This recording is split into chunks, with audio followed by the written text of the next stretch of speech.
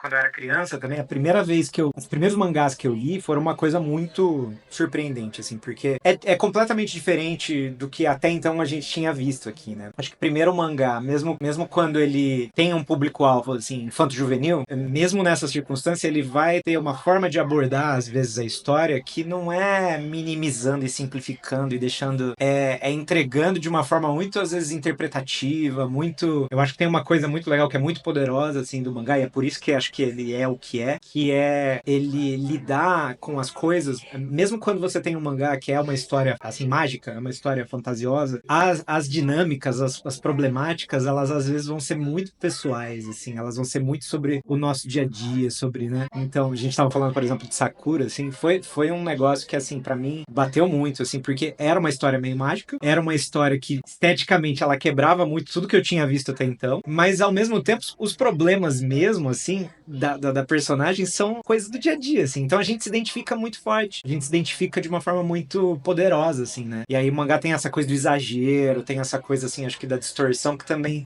eu não sei, faz com que a gente se coloque mais dentro dele, assim. Aí ele vira uma ferramenta de validação, de espelho, assim, de você olhar ali e de repente tem algo ali, mesmo que aquela história seja super mágica, fantasiosa, mas tem algo ali que te representa, assim. E pô, isso é muito poderoso, assim, né? E é por isso que acho que ele é o que é, né? Ele virou essa força, assim, de alguma forma de representatividade também. Sakura foi o primeiro mangá que você leu? Eu acho que um dos primeiros, assim, eu pirei muito, assim, em coisas meio opostas, assim. Eu pirei muito em Dragon Ball, lendo, e assim, hoje vendo, né, quando a gente pega pra ver de novo o trabalho do Toriyama, agora depois que ele faleceu, assim, acho que teve um revival, assim, muito grande. É muito legal, assim, a forma como ele conta a história é muito dinâmico, assim, é muito dinâmico, é muito legal. E foi uma coisa que me fascinou muito, mas eu acho que me fascinou muito como dinâmica de narrativa, né, eu adorava. Mas o que me fascinou muito como história, assim, eu acho que foi...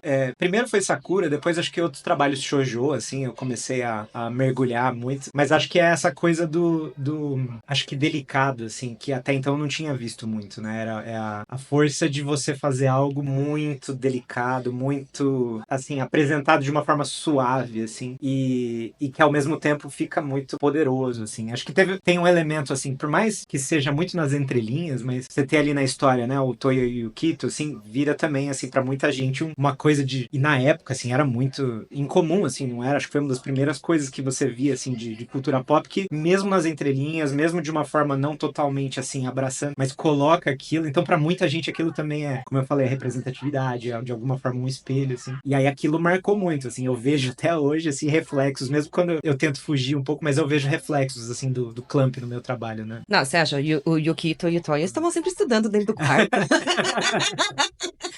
Estavam sempre Exatamente. estudando. Não, e eu acho muito legal, assim, porque se você pega também a história delas, né, das autoras, elas vêm primeiro de um trabalho independente, muito focado também em boys love, muito focado, assim, né, no romance homoafetivo. E aí, quando elas vão pro mainstream, você vê que elas encontram uma forma de colocar, mesmo que seja assim. Eu entendo, talvez na época ainda não era complicado de você fazer numa história tão mainstream, uma coisa tão escancarada, mas elas acham uma forma de colocar que, assim, Muito sutil. Ela só, muito. ela só chega assim e coloca assim, ó. É, Olha isso é. aqui, ó.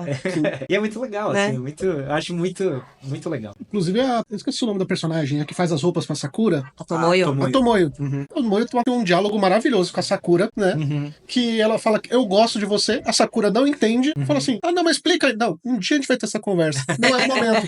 Talvez Legal. fosse Clamp falando assim, Sim. ainda não é o momento de ter essa conversa, mas um Uhum. dia a gente vai ter. Uhum. Não, isso é muito, sabe, tem coisas muito poderosas, assim, às vezes na história e é isso que eu acho que é importante do quadrinho, do mangá. Às vezes na história pode ser algo que pra muita gente passa desapercebido, por exemplo. Sim. Isso pode ter passado pra muita gente desapercebido, mas pra algumas pessoas, às vezes aquele detalhe ganha uma força de validação mesmo, assim. E isso que eu acho que é legal de história. História, na verdade, assim, claro, quando você é autor, você tem uma intenção, você planeja uma coisa, você faz uma coisa, mas quando você termina e publica, ou quando você vai publicando, você entrega também pro mundo, né? Então, o que você fez ganha muitas camadas e para cada pessoa vai ser diferente, para cada pessoa vai pegar em aspectos diferentes, né? E isso eu acho muito legal e eu acho que o mangá faz de uma forma muito sempre muito dinâmica, assim, é muito legal. Claro que assim, a gente tem essa ideia do mangá como sendo muito comercial, no sentido de que ele idealiza várias demografias, vários públicos-alvo, então ele vai trabalhar nesse sentido. Tem algumas coisas, assim, da indústria do mangá que eu acho que pro autor devem ser muito angustiantes, assim, por exemplo,